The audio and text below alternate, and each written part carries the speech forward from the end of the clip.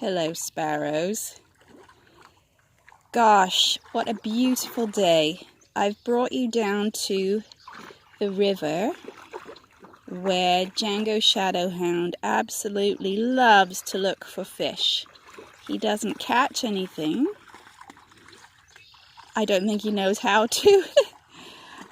But look at him. This is what he loves to do. He just spends his time wading so serenely in the water, looking for interesting things, wagging his tail. And it brings me such great peace and joy that I wanted to share it with you. And then I thought, I am bringing the lost words with me here to start to read it to you, because it's a really important book about nature words and the importance of remembering our nature words and rewilding our language as word protectors in the world.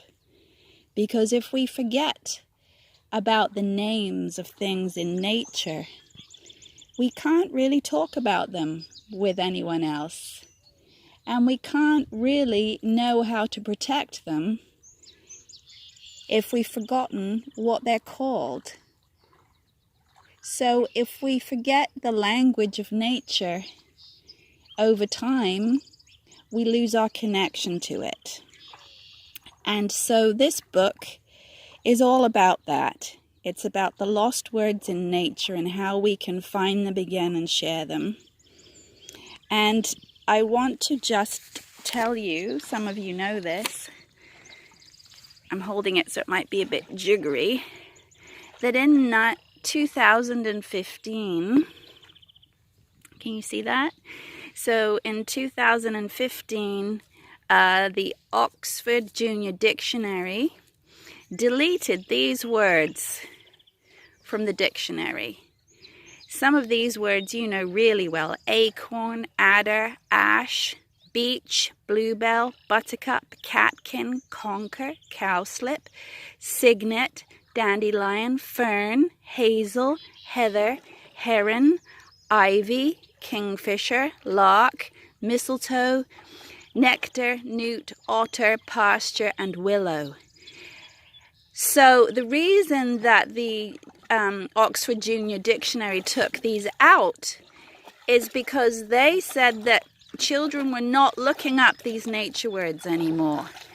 And they said that it is not up to a dictionary to dictate our language. It's up to a dictionary to give us the words that we wish to spell. So apparently children were not looking these words up. They were, however, having to look up these words, which are all of our modern words for technology. So attachment, block graph, blog, broadband, bullet point, celebrity, chat room, committee, cut and paste, MP3 player, and voicemail. And there's probably many more since then, because this is 2015. So the man who wrote this book is Robert Macfarlane. He's a British man, and he is a word collector. He loves to collect nature words and has written many, many books to connect people to nature. And he has 3 children, and he says that he has learned more from his children than any book that he has ever found. He has won many awards for his books. And so when he found out about the lost words, he decided he wanted to write a book to reconnect children to nature. So he got in touch with his friend Jackie Morris and said, "My friend, I want to write a spell book that spells nature words back into the language of children. And would you please illustrate it?" Because Jackie Morris is an amazing illustrator. And I'm just going to turn to the beginning page. There we are. Well, I just read you what Jackie Morris says. So Jackie Morris says, "I am an artist and a writer, and I live in a small house by the sea in Wales, where I write, paint, walk, watch and dream of bears and whales. I love to read, I have a wish for wings, and I prefer the company of animals." Doesn't that sound a bit like a sparrow? I think she's a sparrow. I'm just going through this book with you so you can get a glimpse of her beautiful work. And she says that sometimes when we protest about change, so a protest is something that you might gather with other people or just in your own heart, when you decide that something isn't right in the world and you want to raise your voice about it so people listen and make change. Oftentimes that's noisy, and oftentimes it's maybe a little bit sound loud and angry. And she says that sometimes protest does not have to be loud, it can be beautiful. So when we create moments of beauty, it gives us a chance to talk about things with people without anyone having to be angry and not listening. So this book is a beautiful protest about the world losing its connection to nature because great big businesses are deciding that we have to all be busy making things and polluting our planet. And maybe there's another way.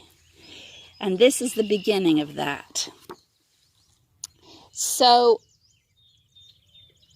Robert Macfarlane, who wrote this, says that this book is a kind of magical thinking, and by the power of spells that might be spoken and images that are painted, we can try to summon back the creatures and trees and plants into the mouths and mind's eye of our children and our non-children. Don't you love that?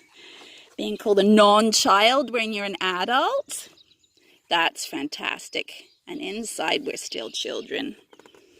So thank you for joining me down by the river with Django Shadowhound. Let's begin to start to spell back nature into our hearts and mind's eye so we can share it and feel connected and rewild our language together.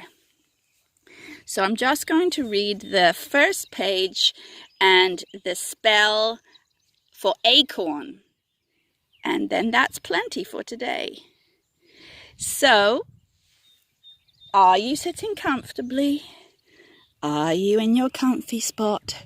Let's blow some love around the world. There it goes. Could you hear that? It was being carried away by the bird song.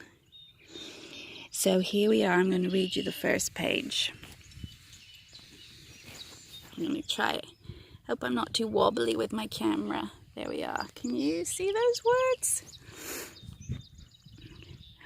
Once upon a time, words began to vanish from the language of children. They disappeared so quietly at first that almost no one noticed, fading away like water on stone. The words were those that children used to name the natural world around them. Acorn, adder, bluebell, bramble, conker. They were gone. Fern, heather, kingfisher, otter, raven, willow, wren. All of them gone. The words were becoming lost, no longer vivid in children's voices, no longer alive in their stories. Can you hear that nature's joining us? You hold in your hands, well, I do for you, this book. This is a spell book for conjuring back those lost words. To read it, you will need to seek, find and speak. It deals in things that are missing and things that are hidden, in absences and in appearances. It is told in gold, the gold of the goldfinches that flit through its pages in charms. And it holds not poems, but spells of many kinds that might just, by the old strong magic of being spoken aloud, unfold dreams and songs and summon lost words back into the mouth and the mind's eye. Gosh, that's beautiful. So now we're going to flit through the pages with the gold letters of the alphabet and the gold of the goldfinch. And the reason that we're following the goldfinch is because a group of goldfinches are called charms. A charm of goldfinches is making its magical way through the pages of our spell book, while we rewild our language with nature. So let's start with acorn.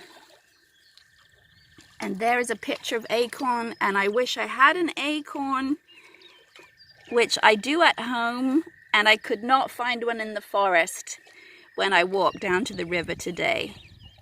And here's a picture of an acorn, and you know that a mighty oak grows from an acorn. The acorn is the seed of the mighty oak. So let's see if you can read this with me. It's very sunny, so I can't see if you can see the words. So speak this really clearly and very loud, and throw your voice as a friendship wish to nature. Acorn, acorn. As flake is to blizzard, as curve is to sphere, as knot is to net, as one is to many, as coin is to money, as bird is to flock, as rock is to mountain, as drop is to fountain, as spring is to river, as glint is to glitter, as near is to far, as wind is to weather, as feather is to flight, as light is to star, as kindness is to good, so acorn is to wood.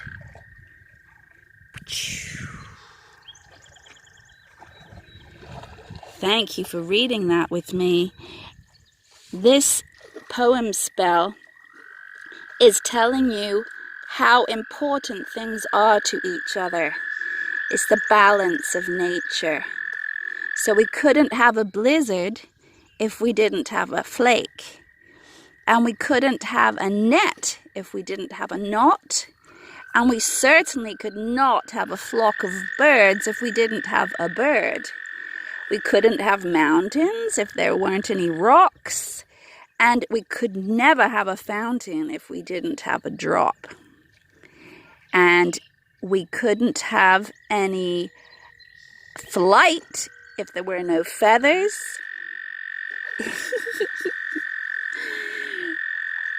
I love the fact that nature's joining us. Oh dear. And thank you, frogs. Thank you. Woo! I don't know what Django just found. That was fun. And we could not have any oak trees if we didn't have any acorns, and we would have no wood. So this is the spell about balance and giving thanks for all the small things that make up the vast, huge majesty of nature, of which we are so lucky to live in and be stewards of. A steward is something that looks after something else. So we're here to look after nature. There we are. So now I'm just going to sit quietly and let you soak up the beauty of this place. And I'll see you another time. Bye, sparrows. Thank you for coming.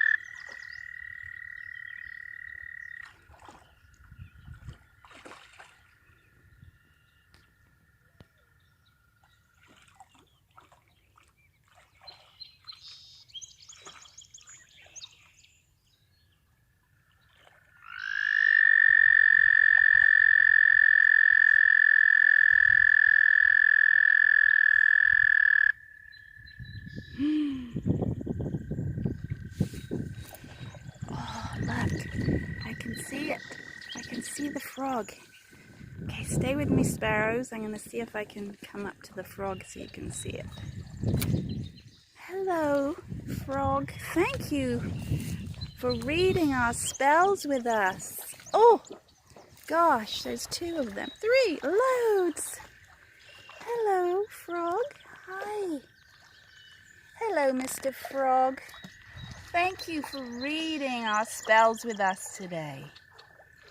We are rewilding our language. Thank you for singing with us with your froggy voice. Your friend is over here in the water there. And there's another one over there. Such good camouflage. Oh, these are all your eggs. Oh, look at these eggs. Frog spawn, look at that. Can you see that? That's frog spawn. These are all tadpoles that will hatch into frogs and make a glorious chorus for us all to listen to. We won't hurt your babies, frogs. Thank you for staying with us so we could say hello to you. Enjoy your day on your sunny rock, Mr. Frog.